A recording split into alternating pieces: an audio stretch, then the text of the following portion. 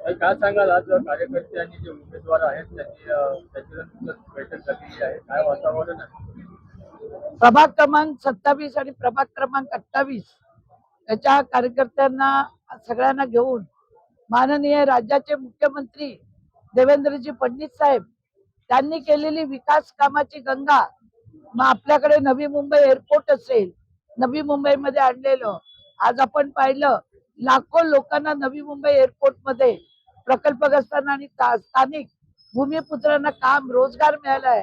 अटल सेतू, अटल सेतू हा फक्त कागदावर होता काँग्रेसच्या काळामध्ये. तो माननीय मुख्यमंत्र्यांनी सगळ्या परवानग्या घेऊन आज अटल सेतू आपल्या नव्या मुंबईमध्ये निर्माण झालेला आहे.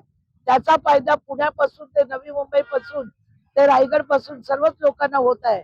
त्याचप्रमाणे कोस्टल रोड असेल, मरीना असेल, हॉस्पिटल असेल, लायब्ररी असेल, वेगवेगळी कामं विकास गंगा जी आपण नव्या मुंबईमध्ये माननीय मुख्यमंत्र्यांच्या माध्यमातून आणलेली आहे, ती आज आम्ही नव्या मुंबईच्या जनतेपर्यंत पोहोचवण्याचं काम आज 27 आणि 28 प्रभाग मधले कार्यकर्ते घेऊन आम्ही आज जे फिरत आहोत.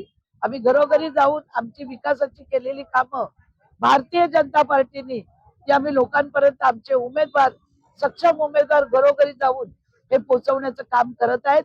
आणि आता आमची येणाऱ्या गुरुवारी बेलापूर प्रभाग आणि शुक्रवारी 28 मध्ये आपलं सीबीडी प्रभाग येथे सभा होणार आहेत.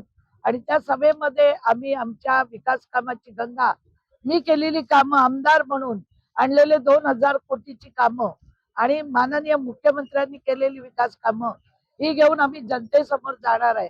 आम्हाला कोणावर टीका टिप्पणी करायची नाही.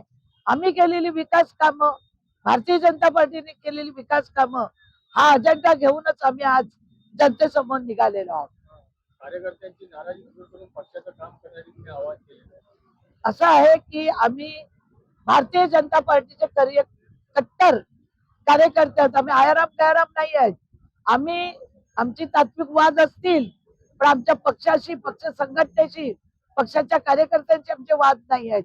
त्यामुळे पहिल्या दिवसापासून आम्ही गलोगली मीटिंग घेऊन आमच्या कामाला सुरुवात केलेली आहे. आणि भारतीय जनता पार्टीने नुसती नवी मुंबईत नाही तर पूर्ण महाराष्ट्रामध्ये जी केलेली कामं आहेत ती आम्ही लोकसुज्ञ आहेत. देशामध्ये मोदीजी आहेत, मोदीजींनी केलेली देश विकासाची कामं असे सगळं विकास घेऊन आम्ही निश्चित स्वरूपामध्ये आमचे उमेदवार प्रचंड मतांनी, भरघोस मतांनी हे निवडून आल्याशिवाय राहणार नाही. आणि ह्या महानगरपालिकेवर भारतीय जनता पार्टीचा झेंडा हा लागल्याशिवाय, फडकल्याशिवाय राहणार.